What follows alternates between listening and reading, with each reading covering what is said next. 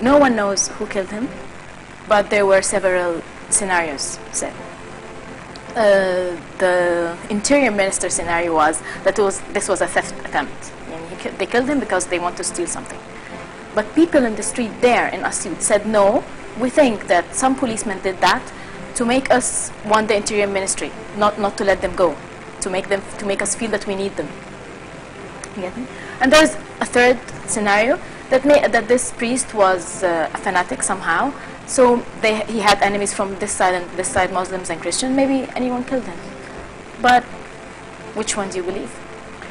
I don't know, but throughout the revolution it proved that Muslims and Christians are Egyptians, and you can never recognize who is the Muslim and who is the Christian in the Tahrir Square. It was and even when we were defending ourselves and the men were standing, the human shields when the Muslims praying and the Christians were working together as one Egyptian. It was the first time in the history to happen something like this. Okay, we have here a phone call with Mr. Hani Shukrallah, journalist. Hello. Hello. Good morning, Mr. Hani. Good morning. Right now we were talking about the march at Tahrir Square, and it looks like these days we started to have this march every Friday. So what do you think of this? Is this because the demands of the revolution were not just as they wanted it to be, or what? Yes, definitely.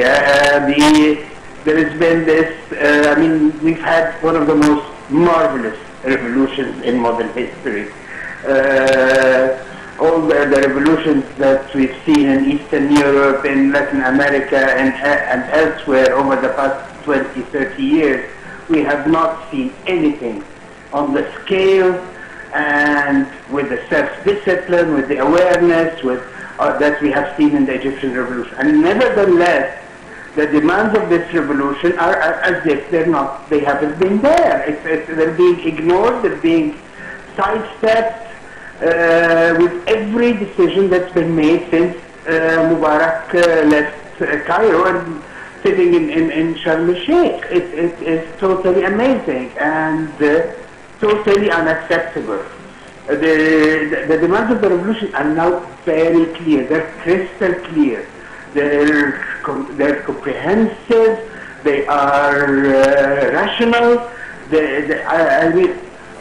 Look at one example. When the insistence, the very peculiar insistence on holding parliamentary elections within a few months, in a climate that you have no police force, you have no internal security, and what internal security you have has gone rogue, and you get a police officer shooting a driver on the street. You've got all these conspiracies that they have suffered through, as you were just talking now about the killing of the priest and the possibility that this is being done as part of these sabotage attempts by remnants of the old regime to destroy the revolution and to bring back the power structure that was in existence and that's crumbling now. So this insistence on holding elections in a couple of months, and when you have legislation that is anti-democratic, and when you have no political parties that have had a chance to develop and crystallize and so on. Mr. Shukrallah, this is very peculiar, but at the same time, the revolution, all the forces that have come up the revolution are saying, no, let's hold presidential elections first. It makes complete sense. And then you get the ridiculous pretext of saying, no, well, who's the president going to swear before? The people have told them he can swear before the Supreme Court, which makes complete sense. This kind of thing. Political parties' law remains the same. Can you imagine that you have a revolution of the scale we have had, and you have this Supreme Political Parties Committee, which is made of the NDP, which is all but dead party.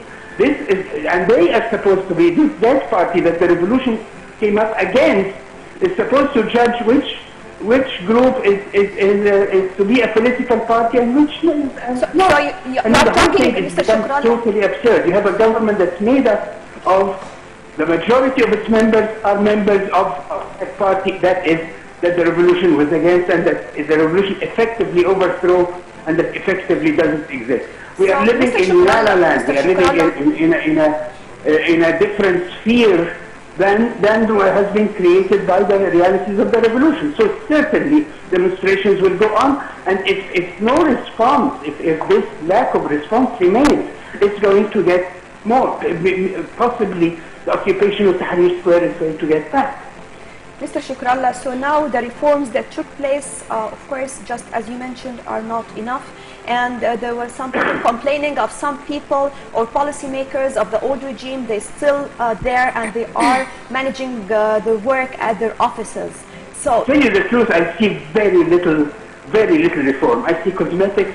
I see very is there a way out, Mr. Shukrallah? Wonderful people like Good Abdel Khaliq and Munir Abdel Noor joining the cabinet. But where is the reform? Not a single legislation has been changed. Where is the reform? So we don't see any reform. We see nice faces coming into government that's still dominated by the ruling party. We don't know whether actually, you could get a situation when the President Mubarak comes out of Sharm el-Sheikh and he say, well, I've never resigned. We haven't seen a document. Mr. Shukrallah, please. Right now, we are talking about different issues, okay? So the idea is it logic to have every Friday another march in El Tahrir Square? Is there a way out to settle things? Because as long as we have these marches, I think we're not going to move forward. So do you think... It's not true. It's not true. Why are things not going to move forward? Things are life has gone back to normal. Actually, the destruction of life in the country, even at the height of the revolution, was caused by the police and by the hoodlums and hooligans of the ruling party. It was not caused by the demonstrators. The demonstrators were there, peaceful in Tahrir Square. They did not harm a single shop. Look, they had the American and British embassy, which were surrounded by enormous battlements to keep people away from them.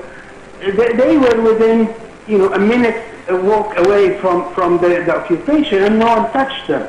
No one touched the American University in Cairo. No one touched a single shop. Yes, of course. We all know that they were marching in peace. When you got the you got it from the police. You got it from the people who were supposed to keep security in the country. So no, the demonstrations don't disrupt life in the country.